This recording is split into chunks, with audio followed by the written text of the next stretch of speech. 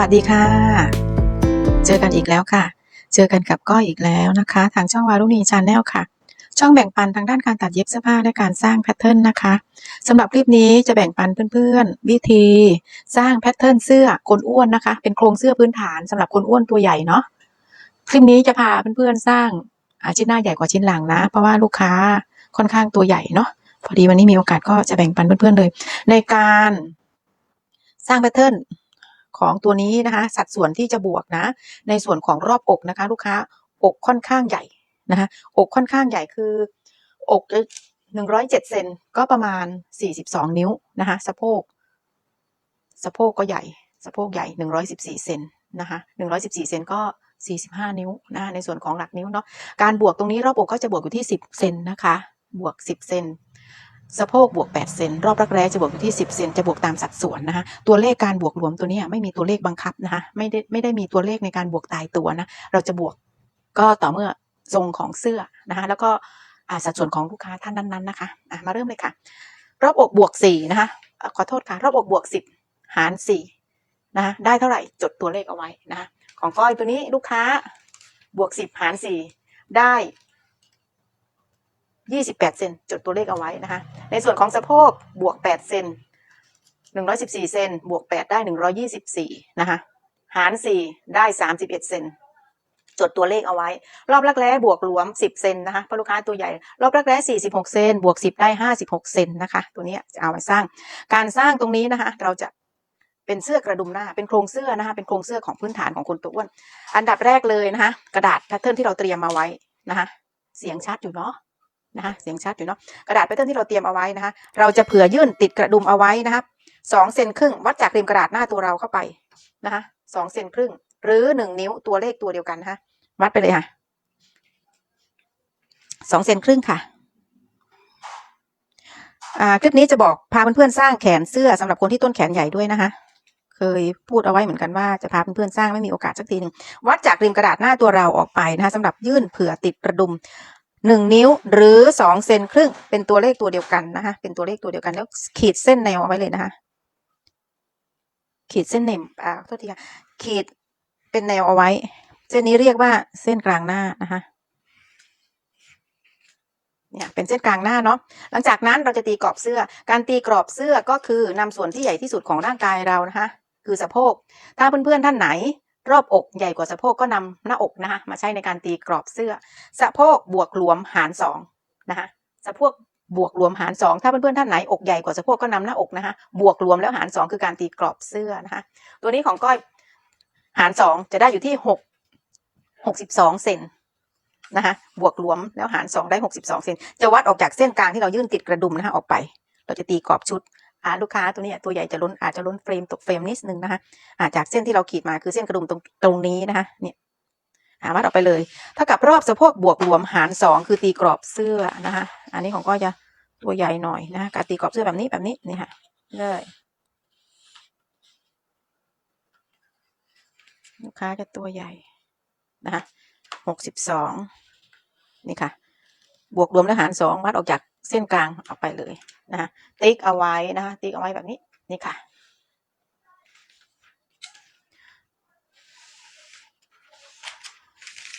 ตรงเส้นที่เราติ๊กเอาไว้ก็คือเส้นที่เราบวกรวมแล้วหาร2ตรงนี้นะคะเดี๋ยวก็จะวัดเผื่อออกไป1นิ้วนะคะเอาไว้1นิ้วนะวัดเผื่อจากเส้นนี้เอาไป1นิ้วประมาณนี้ให้เหลือๆหน่อยให้ช่องสะโพกที่เราจะโค้งนะคะให้เขาเหลือเนาะแล้วก็ตีเส้นเลยค่ะนี่ค่ะตีเส้นเลยตัดกระดาษออกไปเพราะว่ากระดาษเขาเกะกะนะคะเดี๋ยวก็จะตัดกระดาษออกไปเพราะว่าเขาแผ่นใหญ่เข้ามาแล้วก็อย่าลืมกดไลค์กดแชร์นะคะตรงนี้ก็ใช้กล้องหลังนะบางทีอาจจะไม่ได้เห็นคอมเมนต์ของเพื่อนๆเดี๋ยวนะคะเพื่อนๆถามเข้ามาได้นะเห็นอยู่นะก็เห็นอยู่เพื่อนๆถามก้อยเข้ามาได้นะคะอันไหนที่ก้อยรู้นะคะอันไหนที่ก้อยรู้และตอบได้ก็จะบอกนะคะอันไหนที่ก้อยรู้และตอบได้ก็จะบอกหมดนะคะไม่กักค่ะเข้าใจค่ะเข้าใจคนที่บางทีสร้างแพทเทิร์นไม่เป็นเนาะนี่ค่ะตรงนี้ก็จะไปช้านิดนึงนะคะนานๆจะมีเวลา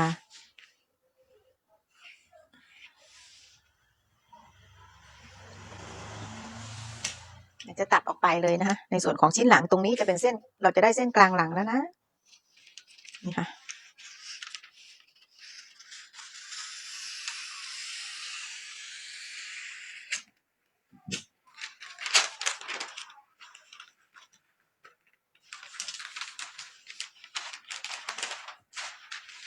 นี่ค่ะเราก็จะได้แผ่นลักษณะนี้หลังจากนั้นเราจะมาเริ่มขีดของเส้นของโครงเสื้อวัดจากริมกระดาษนะคะเพื่อนขาขวามือเราที่เราจับดินสอนี่ค่ะอันนี้เป็นมาตรฐานนะคะที่ทุกคนจะต้องทำแบบนี้เราจะหาเส้นหลักๆของโครงเสื้อวัดจากริมกระดาษขวามือเราที่เราจับดินสอนะคะลงมา10 เซนคือมาตรฐานนะคะ10 เซนคือมาตรฐานนี่ค่ะวัดลงมาเลย10 เซนติ๊กนะคะ10 เซนขออนุญาตเลื่อนนะคะนี่ค่ะวัดลงมาเลย10 เซนนะคะ10 เซนแล้วเราตีเส้นเชื่อมหากันนะคะเพื่อนค่ะตีเส้นเชื่อมหากันเลยนี่ค่ะตีเส้นเชื่อมหากันเส้นนี้เราจะเรียกว่าเส้นคอนะคะเส้นนี้เราจะเรียกว่าเส้นคอเดี๋ยวตรงนี้ก็จะพาปรับไหล่ด้วยนะคะเพื่อนๆค่ะก็จะพาปรับไหล่ด้วยนะเพราะว่าลูกค้าท่านนี้ตัวใหญ่แล้วจะทำเกล็ดด้านหลังด้วยเพราะว่าบ่าหลังกับไหล่เขาเท่ากันนะจำเป็นจะต้องมีเสื้อเกล็ดหลังนะเดี๋ยวก็จะพาทำเพื่อนๆดูให้จบนะอันนี้เอาไปใช้ได้เลยนะคะวัดพอเราตีเส้นเราก็จะได้เป็นเส้นคอจากเส้นคอนะคะเพื่อนขาวัดลงมาเท่ากับยาวหน้าของเราที่เราวัดได้ของเพื่อนๆวัดได้เท่าไหร่นะคะจากเส้นคอวัดลงมาเท่ากับยาวหน้าที่เราวัดได้ติ๊กเลยค่ะติ๊กเลยนี่เลยยาวหน้าเราเท่าไหร่วัดลงมาเลยค่ะที่เราวัดได้นะติ๊กมันล้นโต๊ะเดี๋ยวก็ขออนุญาตเลื่อนนะเท่ากับยาวหน้าที่เราวัดได้นะคะเพื่อนขาเอาตีเส้นเชื่อมหากันเลยค่ะเส้นนี้เราจะเรียกว่าเส้นเอวนะคะเราจะเรียกว่าเส้นเอวนะนี่ค่ะเส้นเอวเส้นหลักๆเส้นบังคับนะคะจากเส้นเอววัดลงไป10 เซนนะคะจากเส้นเอววัดลงไป10 เซนเป็นเส้นสะโพกบนนะคะวัดลงมาจากเส้นเอว20 เซนเป็นเส้นสะโพกล่างติ๊กไปเลยจากเส้นเอววัดลงมา20 เซนติ๊กแบ่งครึ่ง10 เซนติ๊กเป็นเส้นสะโพกบนนะคะจากเส้นเอววัดลงมา20 เซนติ๊ก20 เซนแบ่งครึ่ง10 เซนติ๊กนะคะจากเส้นเอววัดลงมา10 เซน20 เซนติ๊ก20 เซนหาร2แบ่งครึ่งนะคะติ๊ก10 เซนจะเป็นเส้นสะโพกบนขีดเส้นเชื่อมหากันนะคะเราจะได้เส้นสะโพกบนหรือเส้นหน้าท้องเส้นเดียวกันนะคะขีดเลยค่ะขีดเส้นเชื่อมหากันนี่ค่ะเส้นสะโพกล่างนะคะเส้นสะโพกล่างเส้นสะโพกบนหรือเส้นหน้าท้องเส้นเดียวกันเส้นเอวจากเส้นเอวและเส้นคอเราก็แบ่งครึ่งซะตามสูตรเดิมนะคะเราก็แบ่งครึ่งเลยเราจะได้เส้นหน้าอกนะคะเราจะได้เส้นหน้าอกนี่ค่ะขีดเส้นเชื่อมหากันนะคะเราจะได้เส้นหน้าอกนะนี่ค่ะเส้นหลักๆทำเหมือนกันนะคะเส้นหน้าอกและเส้นคอแบ่งครึ่งเราจะได้เส้นบ่านะคะเราจะได้เส้นบ่าตามสูตรเลยนะคะตามสูตรเลย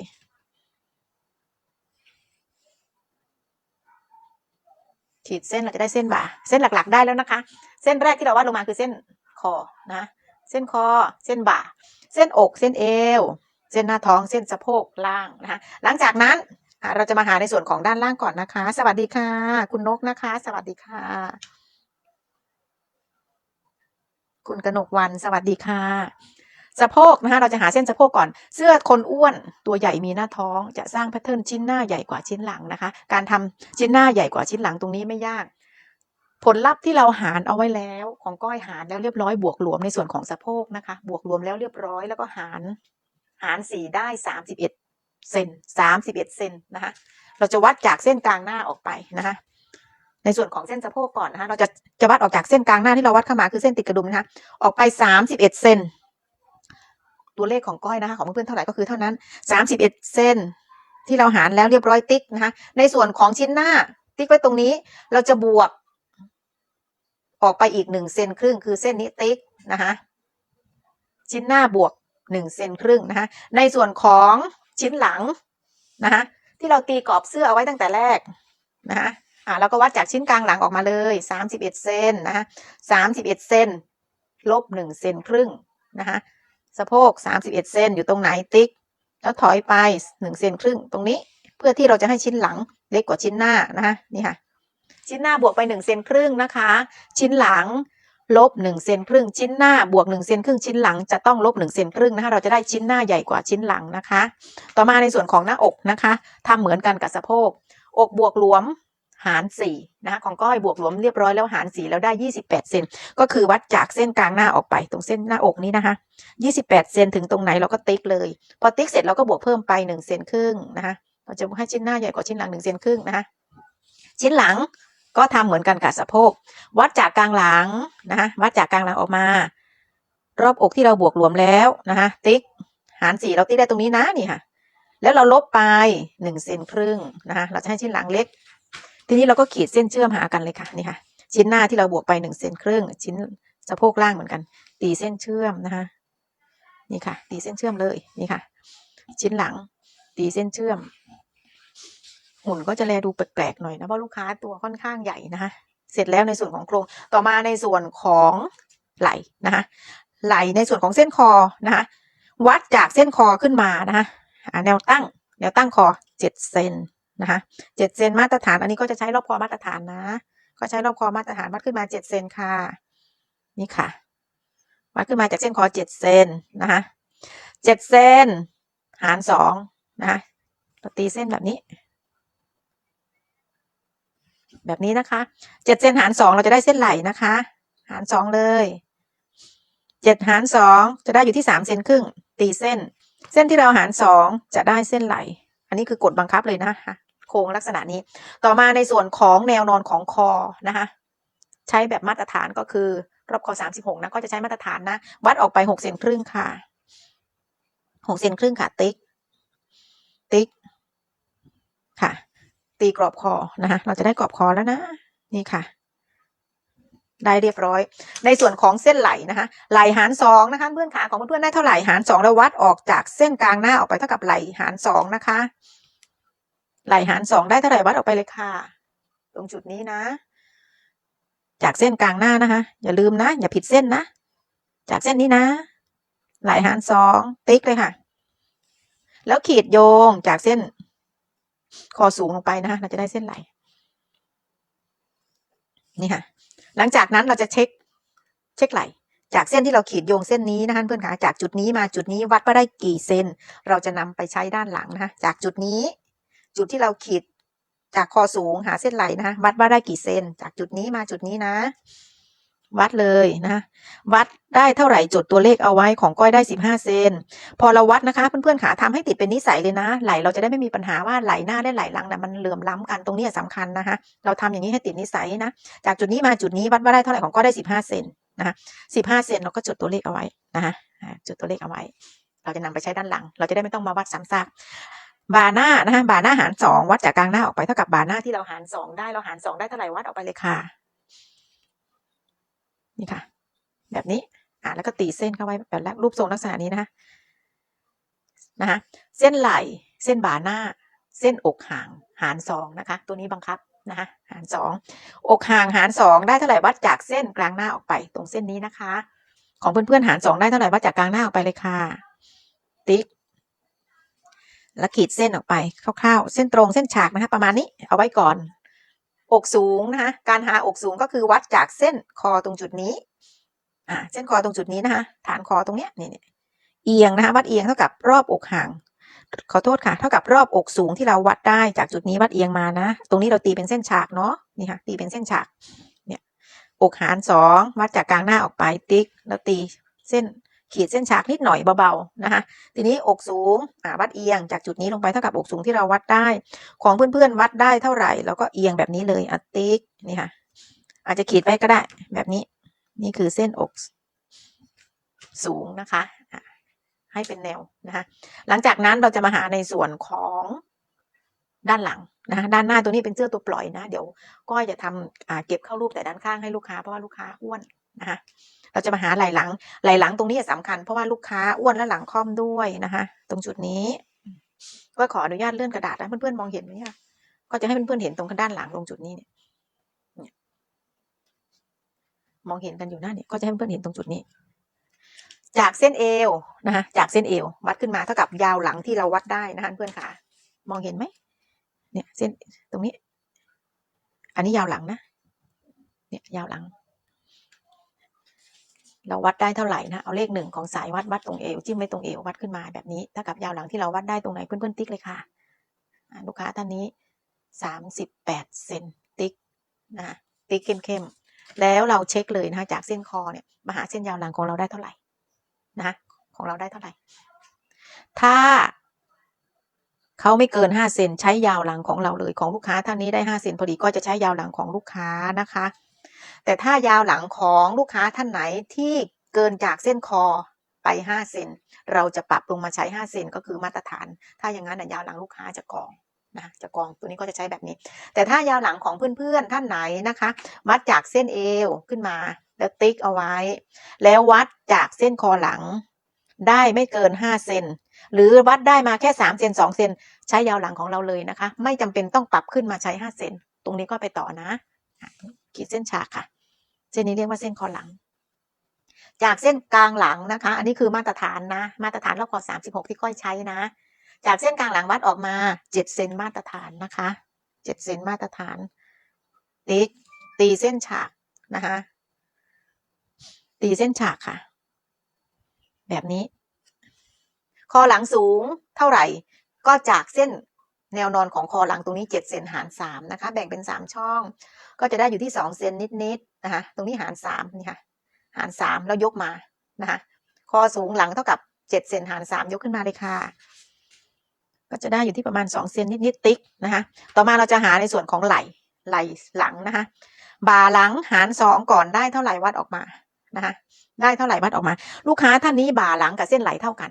นะคะทีนี้เราจะมีการแก้ไขนะคะเพราะลูกค้าเวลาใส่จะได้ไม่ตรึงเนาะวัดจากกลางหลังออกมาเท่ากับบ่าหลังที่เราหาร2ได้นะคะตรงนี้เส้นบ่ากับไหลลูกค้าเท่ากันนี่ค่ะติ๊กเลยบ่าหลังหาร2จากเส้นบ่านะคะเพื่อนขานี่คือกฎนะเป็นกฎบังคับนะจากเส้นบ่าตรงนี้ขึ้นมา7 เซนเป็นกฎนะ7 เซนติ๊กค่ะติ๊กไปแบบนี้เข้มๆหลังจากนั้นนะคะระหว่างเส้นคอกับเส้นคอสูงหลังเนี่ยจากเส้นนี้และเส้นนี้เพื่อนๆวัดว่าได้กี่เซนของบางคนก็จะได้7 เซนของบางคนก็จะได้อยู่ที่6 เซนตัวเลขไม่เท่ากันนะคะตัวเลขไม่เท่ากันจากเส้นคอหาเส้นคอหลังสูงวัดว่าได้กี่เซนของก้อยได้7 เซนของเพื่อนๆได้เท่าไหร่ก็เท่านั้น7 เซนหาร2ก็จะได้อยู่ที่3 เซนครึ่งจากคอหลังนะคะคอหลังสูงและเส้นคอตรงเนี้ยวัดว่าได้7 เซนหาร2หาร2ก็คือนำผลลัพธ์ที่เราหาร2ได้ก็คือ3 เซนครึ่งเราจะนำมาใช้ก็คือนำมาบวกต่อจากจุดนี้บ่าหลังหาร2วัดออกมาติ๊กวัดขึ้นมา7 เซนติ๊กเอาไว้แบบนี้นี่ค่ะจากจุดนี้นำคอหลังสูงและเส้นคอหาร2ก็คือ3 เซนครึ่งวัดขึ้นมา3 เซนครึ่งบางท่านก็ไม่ได้3 เซนครึ่งนะคะบางท่านก็จะ6 เซนก็จะอยู่ที่3 เซน5 เซนก็2 เซนครึ่งนะตัวเลขไม่เท่ากันนะคะสัดส่วนของแต่ละคนไม่เหมือนกันนะคะเพื่อนค่ะพอเราบวกมา3 เซนครึ่งเสร็จปุ๊บตรงนี้คือเส้นไหลหลังเราได้เส้นไหลหลังแล้วนะขีดเส้นบางๆลักษณะนี้หลังจากนั้นตัวเลขของไหลหน้านะคะเพื่อนขาที่ก้อยบอกว่าจากจุดนี้มาจุดนี้วัดได้เท่าไหร่เราจะจดตัวเลขเอาไว้ก็คือ15 เซนของเพื่อนๆเท่าไหร่คือตัวเลขตัวนั้นนะนำตัวเลขตัวนี้มาใช้มาหาไหลหลังนำเลข1วางไว้ตรงคอสูงหลังตรงจุดนี้เลข15 เซนจะต้องตกตรงนี้ถึงตรงไหนก็คือติ๊กเลยนะคะเอียงแบบนี้เลข1 เซนไม้บรรทัดตรงเลข1ตรงนี้เอียงนะคะหาเส้นคอหลังสูงนะคะ15 เซนถึงตรงไหนติ๊กเลยเอียงหาเลยนะคะเพื่อนๆค่ะของเพื่อนๆเลขตัวไหนก็คือตัวนั้นนะแต่ละสัดส่วนไม่เหมือนกันนะคะติ๊กเลยขีดเอียงเราได้ไหล่หลังแล้วนะคะนี่คือไหล่หลังนะนี่ค่ะจะได้รูปทรงลักษณะนี้ถ้าเพื่อนๆท่านไหนไม่เข้าใจดูหลายๆรอบดูซ้ำๆบ่อยๆนะอันนี้มันเป็นงานที่ใช้ได้จริงนะเป็นงานที่ใช้ได้จริงต่อมาหลังจากที่เราหาเส้นไหล่หลังเสร็จแล้วเรียบร้อยเส้นบ่าหน้าขอโทษค่ะเส้นบ่าหลังและเส้นไหล่เขาเท่ากันตรงนี้เราจะแก้ปัญหาก็คือเราจะทำเกล็ดตรงด้านหลังเราจะเสริมเกล็ดด้านหลังจากจุดนี้มาจุดนี้15 เซนเราจะหาร2นะคะเราจะใส่เกล็ดตรงนี้15 เซนหาร2ได้7.5นี่ค่ะติ๊กวางไม้บรรทัดนะคะตรงมุมเนี้ยให้เป็นมุมฉากนี่ค่ะเห็นไหมตีลงไปแบบนี้นะคะตรงนี้เราจะใส่เกล็ดนะคะบวกจากจุดนี้ออกมา1 เซนครึ่งนะตรงนี้1 เซนครึ่งทำเกล็ดใหญ่ที่1 เซนครึ่งติ๊กออกมาเพื่อนๆเห็นเดี๋ยวก็จะทำให้ดูนะอันนี้คือบ่าเป็นคนที่บ่าหลังกว้างบ่าหลังกับไหล่เท่ากันนะนี่ค่ะเนี่ยมันจะเป็นเส้นตรงแบบนี้หลังจากนั้นที่เราบวกเพิ่มออกมา1 เซนครึ่งมันจะเอียงแบบนี้นี่ค่ะทีนี้เราก็จะได้เส้นไหลตรงนี้เราจะตีเส้นใหม่นะคะเพื่อนขานี่ตีเส้นใหม่เลยนี่ค่ะ เส้นไหลเราจะเปลี่ยนแล้วนะคะแล้วก็ทำเกล็ดเลยจากจุดนี้นะคะที่เราตีออกมาแบ่งครึ่งเมื่อกี้ก็คือเกล็ดไหลหลังของเรานะวัดออกมาตรงนี้แค่1 เซนครึ่งเราจะแบ่งให้เท่ากันนะคะถ้า2 เซนส่วนตัวก้อยมองว่าใหญ่ไปนะคะใหญ่ไปก้อยก็เลยใช้อยู่ที่1 เซนครึ่งนะคะในส่วนของเกล็ดยาวก็จะยาวอยู่ที่8 เซนนะคะ8 เซน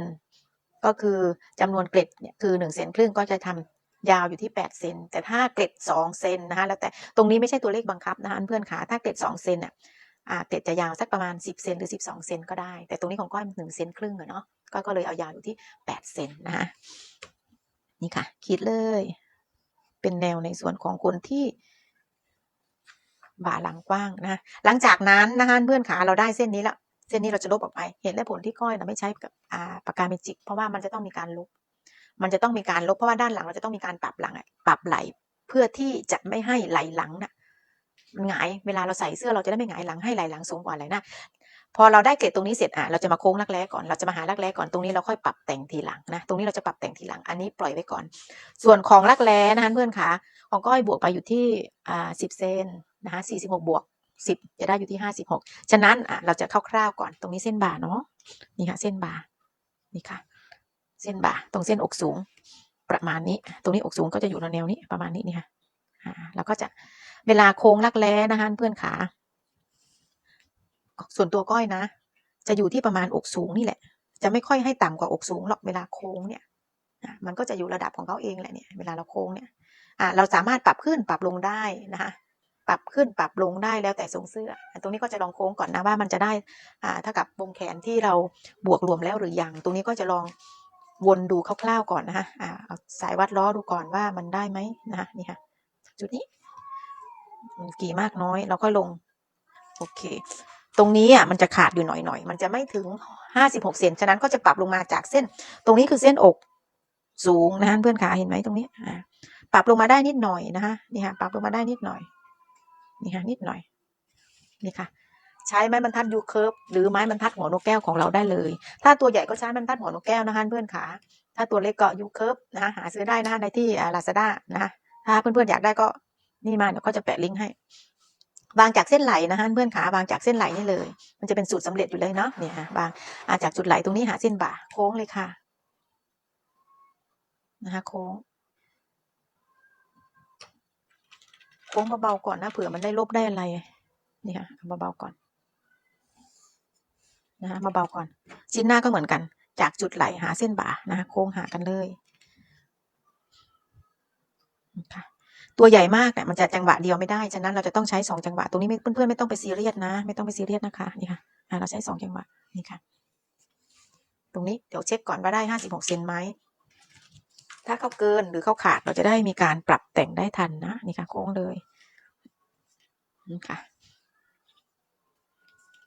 ของก้อยได้56 เซนพอดีก็จะซ้ำเส้นดินสอให้เข้มนะคะไม่อยากลบนี่ค่ะเอาร่างเบาๆไว้ก่อนนี่เลยนี่ค่ะแล้วค่อยซ้ำนี่ค่ะถ้าเกิดเราเสริมเกล็ดตรงนี้ขึ้นมานะคะไหลเขาจะล้ำออกจากเส้นบ่านิดหน่อยแต่ถ้าเราไม่เสริมนะคะเพราะว่าถ้าเราไม่ทำเกล็ดตรงนี้เขาเป็นคนบ่ากับหลังเท่ากันเวลาใส่เสื้อมันจะมีตรึงมีอะไรบ้างนะคะสำหรับคนที่หลังค่อมหรือว่าอ้วนตรงด้านหลังเนื้อเยอะๆนะตรงนี้มันมีวิธีแก้ไขนะคะเพื่อนขามันมีวิธีแก้ไขเพื่อนๆสร้างแล้วก็ตัดแล้วก็สังเกตดูนะช่วงไหลพวกนี้มันจะมีปัญหางานจะสอนเรานะเพื่อนขางานจะสอนเราบางทีในโรงเรียนเขาก็ไม่ค่อยมีสอนหรอกส่วนมากมันจะเป็นประสบการณ์ของช่างที่เล่าสู่กันฟังนะคะนี่ค่ะอันนี้เสร็จแล้วเรียบร้อยหลังจากที่รักแร้ที่เราบวกแล้วเรียบร้อยนะที่ของก้อยมันได้56 เซนจากรอบนี้วงนี้มาตรงนี้ทีนี้เราจะมาทำการปรับไหล่เพื่อที่จะให้ชิ้นหลังน่ะไหล่หลังสูงกว่าไหล่หน้า1 เซนครึ่งปรับไหล่การปรับไหล่มันมีหลายวิธีผลลัพธ์ออกมาคือเหมือนกันนะคะแต่ตัวนี้ก็จะปรับแบบที่ว่ากระดาษก็จะไม่ตัดออกจากกันนะคะการที่ตัดกระดาษแยกออกจากกันก็จะมีทำให้ดูนั้นเพื่อนไปดูใน YouTube นะวิธีปรับไหล่นะก็ทำไว้หลายคลิปมากอันนี้ก็จะไม่ตัดกระดาษออกแยกออกนะเพราะก็จะส่งแพทเทิร์นให้ลูกค้าไปให้เขาดูแบบเป็นโครงเลยนะทีนี้เราจะปรับได้อย่างไรปรับเราจะรู้ได้อย่างไรว่าชิ้นหน้ากับชิ้นหลังในอันไหนต่ำอันไหนสูงนะมาทำแบบนี้รักแร้เราโค้งเสร็จแล้วเรียบร้อยนะเพื่อนขาตรงนี้รักแร้เราโค้งเสร็จคือเส้นนี้คือเส้นหลักเลยเส้นนี้เส้นหลักตรงไหล่หลังตรงนี้คือจุดนี้ไหล่หน้าเขาเรียกฉากหน้าและฉากหลังแล้วกันนี่เลยเขาเรียกฉากหน้าและฉากหลังวางไว้อย่างนี้ เอาวัดเลยอันนี้ก้อยวางไว้แล้วนะฉากหลังฉากหน้าตรงจุดนี้เห็นไหมมุมนี้วัดขึ้นมาตรงนี้อันนี้วางแน่นแล้วนะเป็นฉากอย่าให้เลื่อนนะวัดเลยมาให้ถึงปลายไหล่ตรงนี้นะเพื่อนค่ะสายวัดเลยจากจุดนี้วัดมาได้เท่าไหร่แล้วหยิบหยิบมานะคะหยิบมาแล้วก็มาวางจากตรงนี้นะวางจากตรงนี้ต่อให้มาถึงตรงนี้ตรงปลายไหล่ชิ้นหลังเห็นไหมคะนี่ค่ะปลายไหล่ชิ้นหลังตรงนี้ได้เท่าไหร่นี่ค่ะได้เท่าไหร่หาร2หาร2ตรงนี้ของก้อยหาร2ได้23เซนครึ่ง23เซนครึ่งคือเส้นตัวเลขที่เราหาร2ได้23เซนครึ่ง23.523.5นะเพื่อนขาเราได้ตัวเลขแล้วดึงนี้ออกไปจากนั้นเอาไว้ก่อนก็ได้อันนี้23เซนครึ่งชิ้นหลังนะคะ23เซนครึ่งบวกขึ้นมาอีก1เซนครึ่งนะคะวัดขึ้นมา23เซนครึ่งอยู่ตรงไหนวัดจากตรงนี้นะ23เซนครึ่งอยู่ตรงไหนอยู่ตรงนี้อยู่ตรงนี้ติ๊กถอยมาหน่อย23เซนครึ่งอยู่ตรงนี้ติ๊กเนี่ยบวกขึ้นมาอีก1เซนครึ่งนะคะเราติ๊กอยู่ตรงนี้นี่ไหล่หลังมันนี่อยู่ตรงนี้นะมันไม่ได้ละบวกขึ้นมา1เซนครึ่งอยู่ตรงนี้เราจะปรับไหล่ชิ้นหลังขึ้นมานะคะชิ้นหน้าเมื่อกี้เราหาร2เราได้23เซนครึ่งถูกไหมคะนี่วัดฉากหน้าขึ้นมาเลยเนี่ยนี่ค่ะ23เซนครึ่งถึงตรงไหนติ๊กชิ้นหน้าลบ1เซนครึ่งชิ้นหลังบวก1เซนครึ่งชิ้นหน้าลบ1เซนครึ่งนะคะนี่ค่ะเราได้แล้วตรงนี้เราจะปรับลงมานี้เอาไม้บรรทัดวางเลยค่ะจากเส้นคอนะคะจากเส้นคอนี่วางตรงที่เราติ๊กเอาไว้นี่เลยอันนี้คือการปรับไหล่อีกวิธีหนึ่งแต่ผลลัพธ์ออกมาเหมือนกันอันนี้อาจจะดูซับซ้อนเพราะว่ากระดาษเราไม่ตัดแบ่งแยกแต่ถ้าเป็นแพทเทิร์นที่เราตัดกระดาษแบ่งแยกแล้วเอาไหล่หลังมาชนกันแล้วทำมุมฉากอย่างที่ก้อยทำให้ดูในแต่ละคลิปอันนั้นก็จะง่ายผลลัพธ์ออกมาเหมือนกันนะคะผลลัพธ์ออกมาเหมือนกันไหล่หน้าเราได้แล้วนะอันนี้เราจะไม่เอาละนี่ทำสัญลักษณ์เอาไว้ในส่วนของชิ้นหลังนะเราก็ตีขึ้นมาเลยนี่ค่ะจุดนี้นะนี่ค่ะเราจะได้เส้นไหล่ใหม่ไหล่หลังจะสูงกว่าไหล่หน้า1เซนครึ่งนี่ค่ะนี่เลยทีนี้เราจะเปลี่ยนเส้นใหม่ละเราจะเปลี่ยนเส้นใหม่ตรงด้านหลังมันจะแลดูหลายเส้นนะคะนี่ค่ะเนี่ยมันจะยกจากเส้นนี้ขึ้นมาเสื้อเราจะได้ไม่หงายหลังค่ะนะค่ะเก็ดแล้วก็ถอยเขาขึ้นมาซะนี่ค่ะนี่ค่ะนี่เลย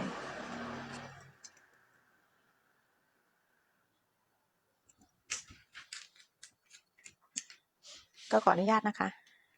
เดี๋ยวก็จะแต่งไหลพับเก็ดนะนี่ค่ะนี่เลยเห็นไหมเราก็เช็คเลยตัวเลขที่เราจดเอาไว้15เซนถูกต้องไหมนี่เราก็จัดแจงเขาซะพับเสร็จแล้วก็จัดแจงเขา15เซนอยู่ตรงไหนนี่ค่ะ15เซนอยู่ตรงไหนนี่ค่ะเราจะได้เส้นไหลใหม่นี่ค่ะนี่เลยเนี่ยมันจะแลดูหลายเส้น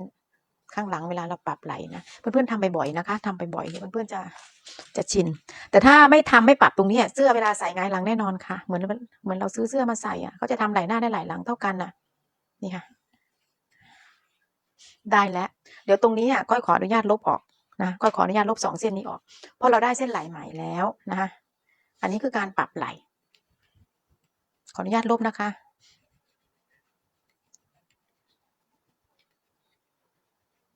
โครงเสื้อตัวนี้นะคะนำไปทำเสื้อคอต่างๆแขนต่างๆได้เลยนะในการโครงของไหล่ที่เราปรับแล้วเรียบร้อยตรงนี้นะเราทำครั้งแรกแค่นั้นเองนะคะนี่ค่ะนี่เลยเนี่ยไหล่เราจะได้ไม่หงายหลังนี่ค่ะเรียบร้อยนะคะในส่วนของด้านหน้าเราก็ขีดเอาไว้ว่าอันไหนที่เราไม่เอานะคะอันไหนที่เราไม่เอาขอบคุณสำหรับดาวที่เพื่อนส่งให้นะคะขอบคุณมากค่ะในส่วนของด้านข้างนะคะถ้าเราปล่อยไปอย่างนี้เลยมันจะแลดูไม่สวยฉะนั้นเราจะมีการเก็บในส่วนของทรงเสื้อนิดหน่อยนะคะเพื่อที่จะไม่ให้ทรงเสื้อเขากระโปรงลงไปในส่วนของด้านข้างเก็บเข้ามา2เซนครึ่งเลยนะคะเพื่อนค่ะตรงนี้จากเส้นเอวนะวัดเข้ามา2เซนครึ่งค่ะนี่ค่ะ2เซนครึ่งนะคะ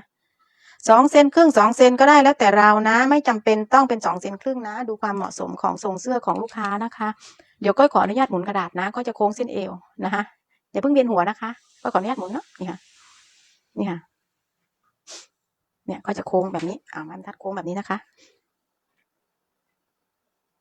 นี่เลยนี่ค่ะถึงตรงนี้แล้วพลิกกลับ นะคะพลิกกลับ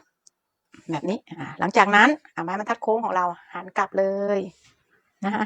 หาเส้นสะโพกอันนี้จะเป็นเข้ารูปของนะคะแบบนี้นี่ค่ะเข้ารูปเฉพาะด้านข้างนะคะในกรณีที่ลูกค้าไม่อยากใส่เสื้อตัวปล่อยมากหลังจากนั้นนะคะเราโค้งเสร็จแล้วเรียบร้อยอันนี้จะเป็นโครงเสื้อตัวปล่อยเนาะเก็บส่วนเข้ารูปด้านข้างนิดหน่อยต่อมาในการแต่งปรับชายเสื้อนะคะสำหรับคนตัวอ้วนนะเพื่อนค่ะสำหรับคนตัวอ้วนนะวัดชายของเสื้อเนี่ยเราต้องการยาวเท่าไหร่เราวัดมาเลยนะคะเราวัดมาเลยนี่ค่ะ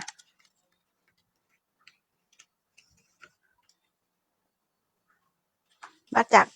เส้นคอปุ่มนี้นะคะนี่ค่ะเสื้อเราจะได้ไม่สั้นไม่หายเวลาเราวัดเอียงหาเส้นยอดอกสังเกตไหมเวลาปกติบางท่านนะก็จริงๆแล้วผลมันก็ไม่ได้แตกต่างนะคะแต่ว่าเราทำติดให้ติดเป็นนิสัยเวลาเราวัดเสื้อยาวส่วนมากแล้วนะจะวัดจากเส้นคอแล้วก็ยาวเท่าไหร่ก็ขีดตรงเลยความเป็นจริงนะอย่าลืมว่าผู้หญิงเรามีหน้าอกยื่นออกมาถูกต้องไหมคะมีหน้าอกยื่นออกมาเวลาใส่เสื้อมันจะลอยความสั้นความยาวของเสื้อที่เราวัดที่เราต้องการมันจะไม่ได้อย่างที่เราวัดมาฉะนั้นเวลาเราวัดความยาวสร้างแพทเทิร์นเราจะต้องวัดจากปุ่มคอตรงจุดนี้นะคะเอียงมาหาเส้นยอดอกเพราะอกเราพุ่งนี่เรามีหน้าอกเราพุ่งเนาะเนี่ยเอียงมาหาแบบนี้กดเอาไว้ยาวเท่าไหร่เรากำหนดความยาวเสื้อเท่าไหร่ก็คือติ๊กเลยนะคะติ๊กเลยอันนี้คือสำหรับคนอ้วนนะคะเพื่อนๆค่ะสำหรับคนอ้วนนะพอเราติ๊กเสร็จนะคะแล้วก็ตีเส้นตรงนี่เลยเราจะมาแต่งในส่วนของด้านข้างนิดๆหน่อยๆขึ้นนะคะนี่ค่ะด้านข้างกรีดตรงชายของเสื้อนะคะในส่วนเส้นนี้ปรับขึ้นมาประมาณ1 เซนนะคะจากจุดนี้วัดขึ้นมา1 เซนนะจากจุดนี้วัดขึ้นมา1 เซนเนี่ยใช้ไม้บรรทัดโค้งนะคะเพื่อนค่ะส่วนที่โค้งน้อยๆนะส่วนที่โค้งน้อยๆเพื่อที่เราจะแต่งชายเสื้อถ้าเราใช้เส้นตรงมันไม่สวยฉะนั้นเราจะต้องมีการแต่งปรับชายเสื้อให้สวยงามนะเราจะไม่ใช้เส้นตรงนะคะนี่ค่ะไม้บรรทัดกรีดโค้งแบบนี้ได้แล้วในส่วนของเสื้อนะคะตรงส่วนของชายด้านหลังก็ทำเช่นกันนะคะอันนี้โครงเสื้อเสร็จแล้วนะคะเพื่อนค่ะโครงเสื้อเสร็จแล้วต่อมาการสร้างแขนเสื้อนะสำหรับคนที่ต้นแขนใหญ่นะนี่ค่ะมาสร้างแขนสามเหลี่ยมใน EP 57ที่ก้อยทำให้เพื่อนๆดูนะคะในทางช่องนะ EP 57เวลาต้นแขนใหญ่ๆมันจะมีปัญหามันไม่ได้ระดับไม่ได้จังหวะฉะนั้น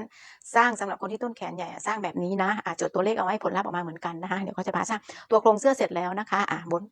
เราวัดเลยของก้อยตรงนี้คือ56 เซนจะนำเลข56 เซนของรอบรักแร้นะคะที่เราสร้างเสร็จไปสร้างแขนเสื้อนะคะก็ขออนุญาตเก็บตรงนี้นะคะขออนุญาตเก็บตรงนี้นะคะเอามาเลย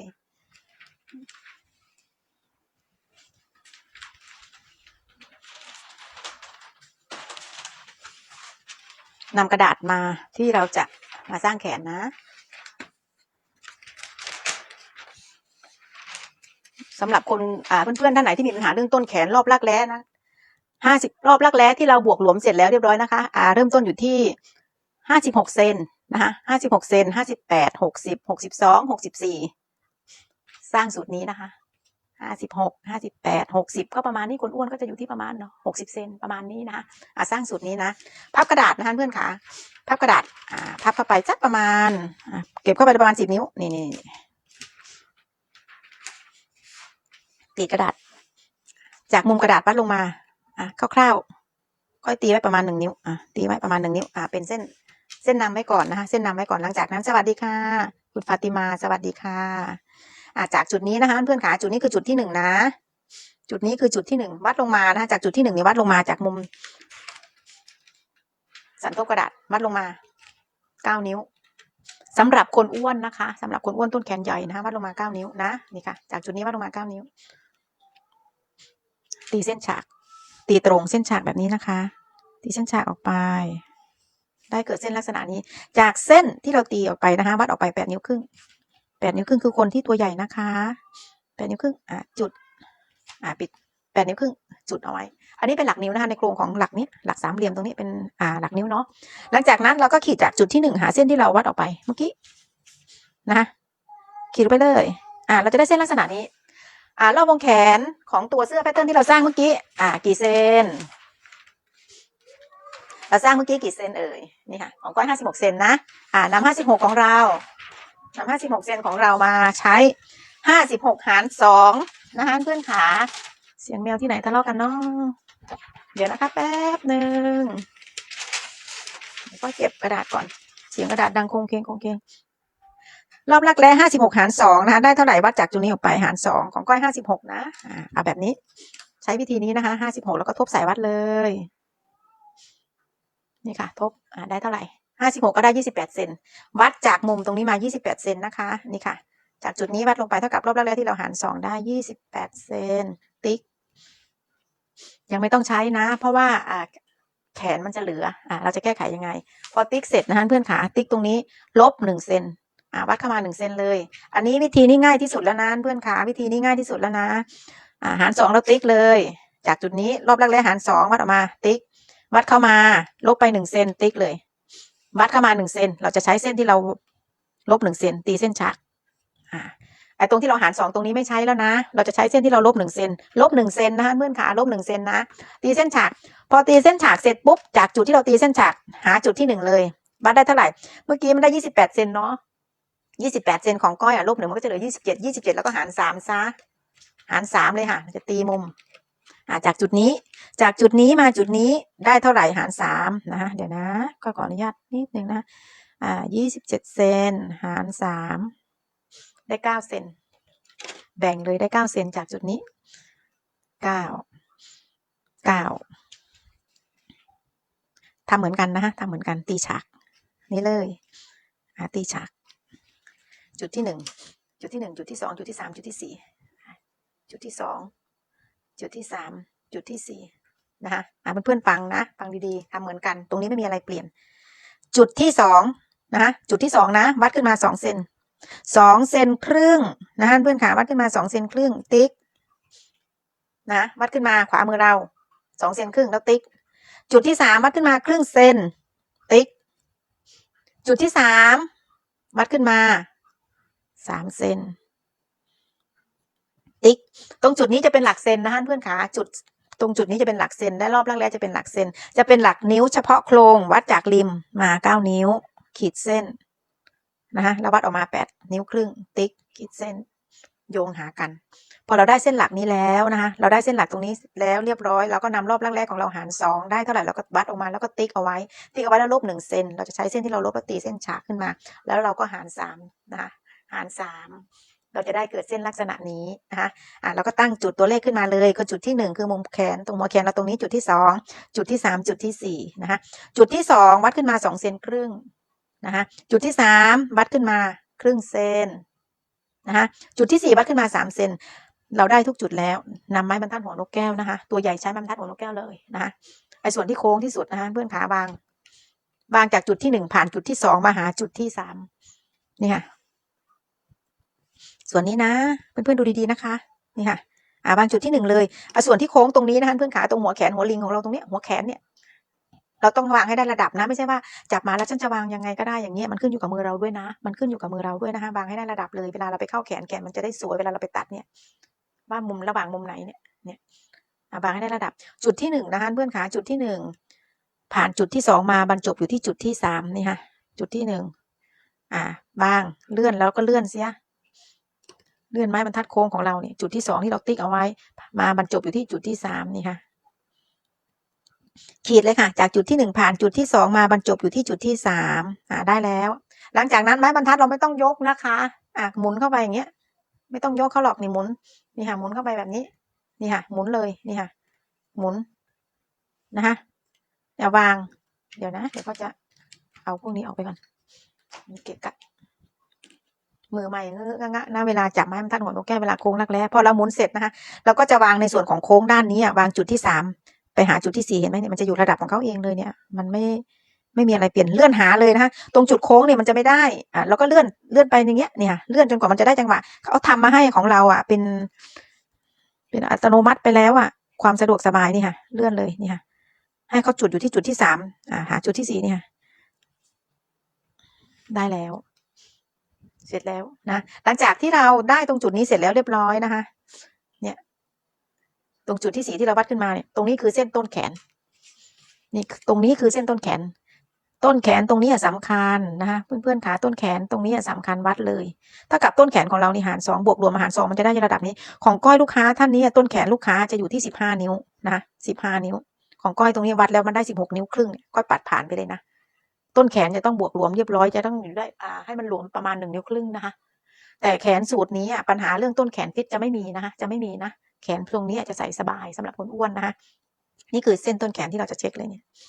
นี่ค่ะตรงนี้ต้นแขนหาร2หลังจากนั้นเราจะมาหาความยาวของแขนนะคะอันนี้ยังเป็นทบอยู่เนาะเดี๋ยวก็ขออนุญาตตัดกระดาษตรงนี้ออกไปก่อนนะเพราะก็เกะกะขออนุญาตหมุนนะคะเพราะเราไม่ใช้แล้วไงมันส่วนเกินเราใช้แค่ทบเข้าไป10นิ้วก็พอแล้วเหลือนะคะ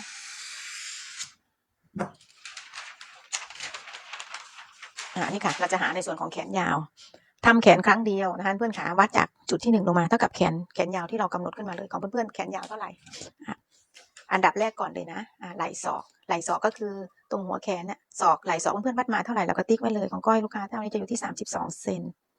ติ๊กนี่คือเส้นศอกนะโครงเสื้อ32เซนเป็นแขนยาว53เซนติ๊กนะคะติ๊กเลยเราได้เส้นหลักๆแล้วทีนี้เราก็วางมุมฉากของไม้บรรทัดวางตรงนี้เลยนะคะนี่ค่ะเห็นมุมฉากไหมมุมตรงเนี้ยนี่มุมฉากเนี่ยมุมฉากวางแล้วก็ขีดขีดเลยอันนี้เรียกเส้นศอกนะต่อมาในจุดของปลายแขนตรงนี้เราได้แล้วปลายแขนที่เราวัดมาได้เท่าไหร่เพื่อนๆวัดมาปลายแขนนะของลูกค้าท่านนี้อยู่ที่28เซนนี่ค่ะปลายแขนลูกค้าท่านนี้28เซน28เซนนี่คือของก้อยบวกรวมแล้วนะวัดปลายแขนเรากำหนดปลายแขนมาเลยเท่าไหร่ก็เท่านั้นหาร2ปลายแขนหาร2นะคะนี่เลยทบสายวัดเลย28เซนหาร2ก็ได้14เซน14เซนเนี่ยวัดออกไปเพราะว่าตรงนี้เป็นสันทบไงต้องหาร2นะติ๊กค่ะพอติ๊กเสร็จนะคะเพื่อนขาจากจุดที่4นะเนี่ยจากจุดนี้นะใช้ไม้บรรทัดตรงนะคะเพื่อนขาใช้ไม้บรรทัดตรงตรงนี้วางจากจุดที่4ขีดโยงเราก็จะได้ในส่วนของรูปร่างของแขนแล้วนะนี่ค่ะเราขีดโยงเราจะได้ในส่วนของรูปร่างของแขนถ้าเราจะปล่อยไปอย่างนี้เลยส่วนตัวก้อยมันแล้วแต่ความชอบของแต่ละท่านนะคะก็จะเก็บในส่วนของข้อศอกเข้ามาตรงนี้เส้นข้อศอกเรามีแล้วนี่เราตั้งเอาไว้แล้วเนาะวัดเข้ามา1เซนครึ่งนะคะเราตีเส้นตรงเสร็จจากถึงเส้นข้อศอกตรงนี้วัดขึ้นมา1เซนครึ่งแขนเราจะได้ไม่แลดูใหญ่1เซนครึ่งหรือ1เซนได้หมดนะคะเพื่อนๆขาเนี่ยเก็บเข้ามา1เซนก็ได้หรือ1เซนครึ่งก็ได้แล้วแต่เราใช้ไม้บรรทัดโค้งนะคะวางจากเส้นจุดที่4ตวัดเข้านิดๆหน่อยๆแขนท้องแขนจะได้แลดูไม่ใหญ่มากนะคะท้องแขนจะได้แลดูไม่ใหญ่มากขีดเส้นเลยค่ะอันนี้เลยในส่วนของแขนสั้นเราก็กำหนดมาเลยก็จะอยู่ประมาณนี้ค่ะ7-8นิ้ว9นิ้ว10นิ้วแล้วแต่เราแขนสั้นต่อมานะคะเราจะกลิ้งในส่วนของโครงนี้ออกไปเวลากลิ้งนะคะเพื่อนคะกลิ้งเส้นออกไปเลยทุกเส้นนะคะทุกเส้นไม่ว่าจะเป็นเส้นตรงเส้นโค้งที่เราขีดแต่งของเส้นแขนนะขีดออกไปแล้วก็เส้นปลายแขนจุดที่2จุดที่3จุดที่4กลิ้งออกไปให้หมดเราจะไปแต่งแขนหน้าอันนี้คือแขนด้านหลังนะแขนด้านหน้าจะต้องเว้ากว่าด้านหลังนะคะแขนเสื้อจะได้สวยก้อยกลิ้งออกไปก่อนนะกดรอยออกไปตรงนี้นะคะของก้อยจะไม่ใช้คาร์บอนเพราะว่าเวลาก้อยกดออกไปมันจะมองเห็นเป็นเส้นปลูกไข่ปลาค่อนข้างได้ชัดก็จะไม่ใช้คาร์บอนนะถ้าเพื่อนมองไม่เห็นก็ใช้คาร์บอนกดรอยลงข้างล่างเลยนะอันนี้ไม่ได้ว่ากันเอาที่เราถนัดนะพอเรากิ้งออกไปเสร็จแล้วนะกิ้งตรงนี้เสร็จแล้วเรียบร้อยจุดที่2ตรงนี้เส้นฉากตรงนี้เรากิ้งตัดไว้เลยนะเพื่อนขาเราจะได้เห็นเป็นแนวนี่ค่ะจุดที่3กิ้งตัดออกไปค่ะนะคะหลังจากนั้นเส้นข้อศอกเราก็ต้องกิ้งออกไปด้วยนะนี่ค่ะเส้นข้อศอกตรงนี้เรากิ้งออกไปด้วยนะนี่ค่ะนี่ค่ะเส้นปลายแขนด้วยนะกิ้งออกไปด้วยค่ะนี่ค่ะตรงนี้ด้วยกิ้งออกไปทุกส่วนในส่วนที่เราจะไปลอกใส่ในส่วนของแขนหน้าตรงนี้ด้วยนะคะกิ้งออกไปเลยเรียบร้อยหลังจากที่เรากลิ้งเสร็จแล้วเราจะกางในส่วนของกระดาษออกไปให้เต็มแผ่นนะคะเพื่อนๆขออนุญาตหมุนนะมองเห็นไหมเอ่ยมองเห็นอยู่เนาะ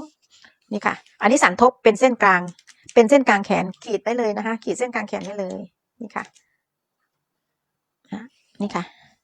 ปลายแขนที่เรากลิ้งออกมานี่ค่ะเส้นข้อศอกที่เรากลิ้งออกมานะคะนี่เลย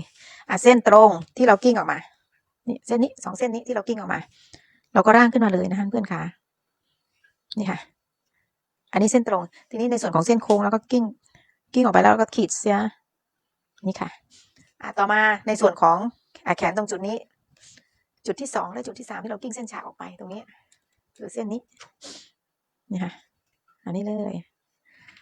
อันนี้ก็คือที่เราร่างออกไปตรงนี้คือปูไข่ปลาถูกต้องไหมอันนี้ที่เราร่างออกมาคือจากชิ้นหลังเนาะนี่ค่ะ เพื่อนๆเห็นจุดนี้ไหมจุดที่2เนาะจุดที่2ก็คือเส้นนี้นะคะจุดที่3ก็คือเส้นนี้เราจะวัดลงมานะคะเพื่อนๆจากจุดนี้วัดลงมาครึ่งเซนนะเราจะวัดลงไปครึ่งเซนเราจะแต่งแขนใหม่ในส่วนของชิ้นหน้าวัดลงจากจุดนี้มาครึ่งเซน 0.5 นะคะติ๊กนะคะติ๊กเลย 0.5 ติ๊กค่ะหลังจากนั้นเราจะโค้งใหม่เพราะแนวเส้นปูไข่ปลาที่เราลอกออกมาคือแขนหลังนะคะเราจะโค้งวัดลงมาครึ่งเซนจุดนี้ครึ่งเซนหลังจากนั้นเราจะมาโค้งแต่งเส้นแขนใหม่เพื่อที่จะให้แขนหน้าเบากว่าด้านหลังตรงหัวแขนตรงนี้เห็นไหมมันตรงนี้นะมาหัวนกแก้วตรงนี้เราจะต้องวงตรงนี้ให้สวยนะไม่ให้เป็นหักไม่ให้แบบอย่างนี้เกินนะเวลาเราไปเข้าแขนมันจะไม่สวยนะคะตรงนี้ต้องดุลพินิจของเราสายตาและก็มือของเราด้วยนะคะตรงนี้มันขึ้นอยู่กับความพยายามของเราทำฝึกฝนบ่อยๆนะเพื่อนค่ะฝึกฝนบ่อยๆพอเราวางตรงจุดกลางแขนตรงนี้เสร็จแล้วนะคะเราจะมาหาเส้นที่เราวัดลงมาครึ่งเซนนะเนี่ยก็จะทำไงให้เพื่อนๆเห็นได้ชัดเนาะเดี๋ยวนะเอามุมนี้ดีไหมเนี่ยเอาวางแบบนี้เลยมองเห็นอยู่เนาะนี่ค่ะเห็นไหมนี่เลยวางมุมนี้ก่อนนะนี่ค่ะเอามุมนี้ก่อนพอถึงตรงนี้เสร็จเราค่อยๆโค้งนะคะเพื่อนค่ะค่อยๆโค้งแบบนี้นี่ค่ะหมุนนะคะเอามาวางตรงเส้นเดิมตรงนี้เราจะแต่งใหม่เพื่อนๆทำบ่อยๆนะทำบ่อยๆนะคะเดี๋ยวอันนี้เส้นไม่สวยเราต้องแต่งใหม่ขออนุญาตหมุนนะพวกนี้มันจะต้องแต่งบ่อยๆนี่ค่ะ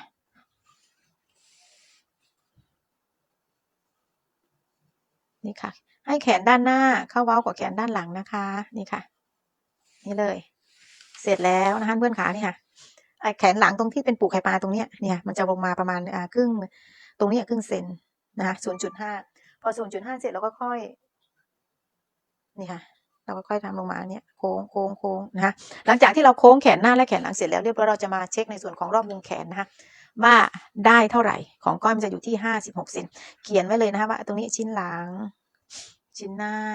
นะคะเราจะเช็คเลยจากจุดนี้ว่าได้เท่าไหร่แขนสูตรนี้นะคะแขนจะเหลืออยู่ประมาณ 3-4 เซนเป็นเรื่องปกติเวลาเราไปเข้าแขนจะมีการเดินอีทหัวแขนนะคะเดี๋ยวนะเรามาเช็คว่าของก้อยจะได้เท่าไหร่เลข1วางเลยนะคะนี่ค่ะวนเลยนี่ค่ะวนรอบวงแขนของก้อยนะ56 เซนตัวนี้ของลูกค้าได้อยู่ที่58ก้อยปัดผ่านนะคะก้อยปัดผ่านเพราะว่าเราทำตอนแรกก็คือที่ว่าเราลบไป1 เซนนะคะก้อยจะปัดผ่านถ้าของเพื่อนๆเกินไป3 เซนหรือ4 เซนเนี่ยไม่ต้องไปซีเรียสนะปัดผ่านไปได้เลยเพราะว่าเวลาเราไปเข้าแขนเราจะมีการเดินอีทหัวแขนมันจะพอดีเวลาไปเข้ากับตัวเสื้อนะคะวิธีสร้างแขนเสื้อสำหรับคนตัวใหญ่นะคะแล้วก็โครงเสื้อพื้นฐานสำหรับคนตัวใหญ่ทำหน้าชิ้นหน้าใหญ่กว่าชิ้นหลังนะคะวิธีทำเสร็จแล้วนะคะเพื่อนๆคะหวังว่าคลิปที่ก้อยทำคงจะเป็นประโยชน์กับเพื่อนๆ